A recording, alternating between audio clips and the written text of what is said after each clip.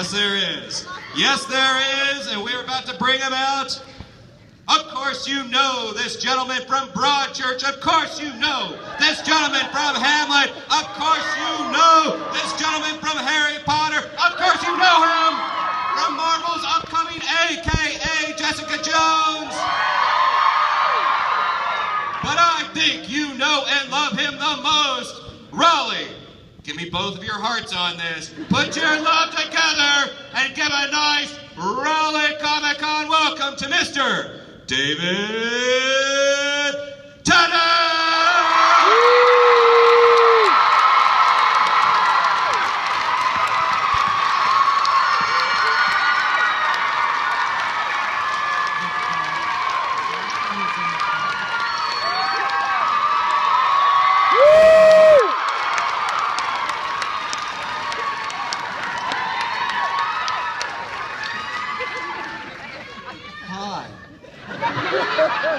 And then it's done. Yeah. I'm not working. Oh, there I am. Hello.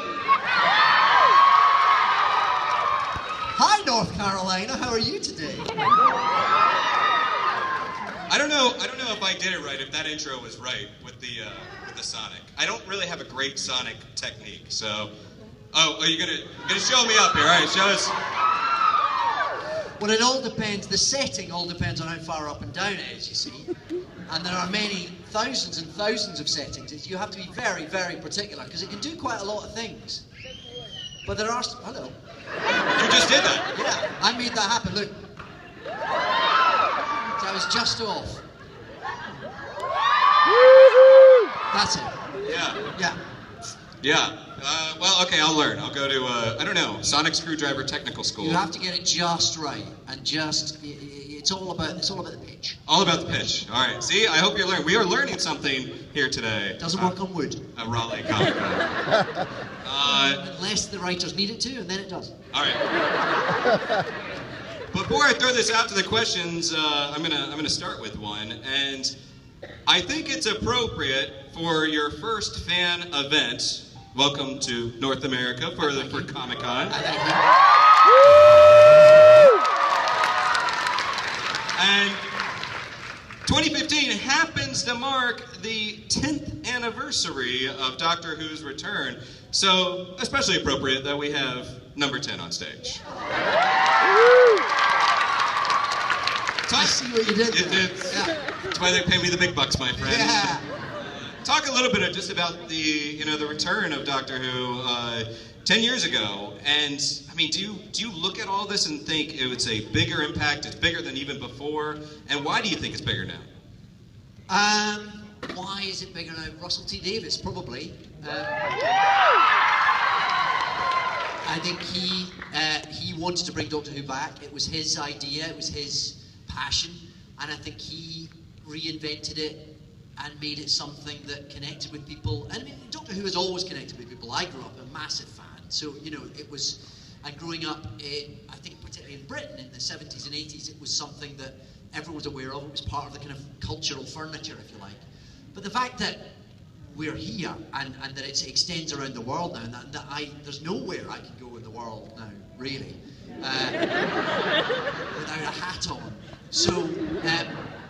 And I think that's got something to do with the way that Russell just tweaked it, and he didn't change much, and it's the same show that it always was, but he gave it, I don't know, what did he give it? An emotional accessibility, he gave it a heart or two, that the show had always had, but he managed to find a way that connected with an audience in the 21st century, and I think it's Russell's fault that we're all here.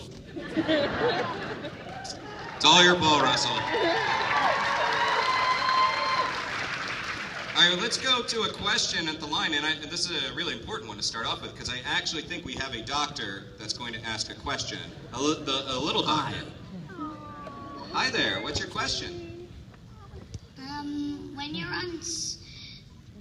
when you're at your house watching Doctor Who, how does it feel like when you see yourself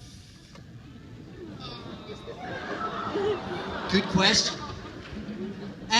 It's a bit weird. It takes a bit of getting used to. and it's usually not very comfortable. I don't really enjoy watching myself back in things, but you're going to get used to it, and you do it because it helps you get better, hopefully, as well. So it's funny, because I grew up as a fan of Doctor Who, and I used to, it used to be the show that I waited for every Saturday night with bated breath, and it was very exciting. To then be in it is weird. In some ways, it changes how you are. You can never sort of be a fan in the same way again, because of course you're looking at your own ugly mug. It's quite hard to be entirely enjoy it. And also, I knew what was coming because I'd read the script. So it changes. I experience it in a different way from when I was a kid, but it's still something. And now, of course, I can watch it and not know what's coming next. So now I get to be a fan again, which is great. Yeah. Thank you. Thank you. I think on his next regeneration, the Doctor should come back as you. Oh yeah. Hi there. Hello. Hi. Okay, non-Doctor Who question. Okay. I am completely enamored with the How to Train Your Dragon series of audiobooks that you read. So you've developed so many wonderfully distinct voices. How do you do that, and would you demonstrate? Well,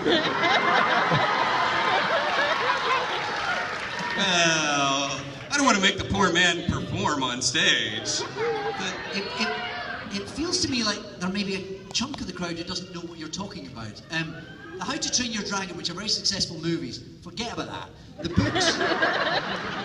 books that inspired them are actually they're quite different story-wise, and I've been doing the audiobooks of them for the last 12 years now, and we're nearly done. I think there's one book to go. I've recorded the penultimate one. There's one last one to go. And they come out, and they're audiobooks, and you can get them now. I think they're now actually released in the States officially. And yes, I've been doing them for quite a long time, which goes to your question of how do you come up with the voices. It's getting really hard. Because 12 years and 11 books in, she keeps introducing another tribe. And I made this I made this decision early on that I would use a different regional British accent for the different tribes, so that the hooligan tribe are Scottish, because I can do that. And then there's I can't remember what they all are off the top of my head now, but there's the Northern Irish tribe, and there's the West Country tribe, and there's the Ray Winston sounding tribe. And the trouble is, I'm all done now with regions of Britain. So if in the final book there's a new tribe of Vikings, they might have to be American.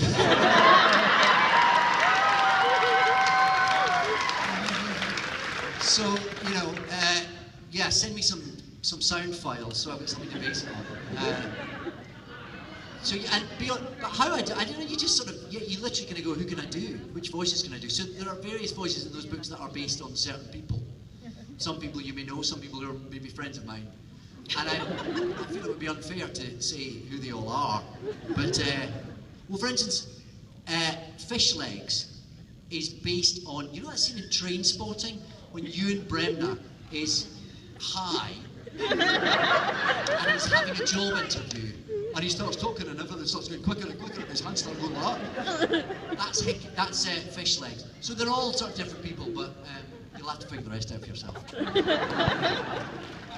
you. I just hope Never thought I'd be answering questions on a series of audio CDs that I do. it's going to get tricky. I just hope for the next tribe, it's like all from Jersey. Like, make it all I New Jersey Vikings. Hi there. Or Minnesota would make more sense. Hi. Hi, David. Hi. How you doing? Okay, I want everyone to know that David Tennant just Joey Tribbian me. That's my heart. Okay, so my question is, they were obviously emotionally devastating for us, but which do you think was harder for your doctor? Saying goodbye to Rose or saying goodbye to Donna? This is the tricky part about the cons, by the way. I should have warned him ahead of time. You are going to be put in uncomfortable positions and asked to comment on former co-stars and like, who do you like more, this or this, and who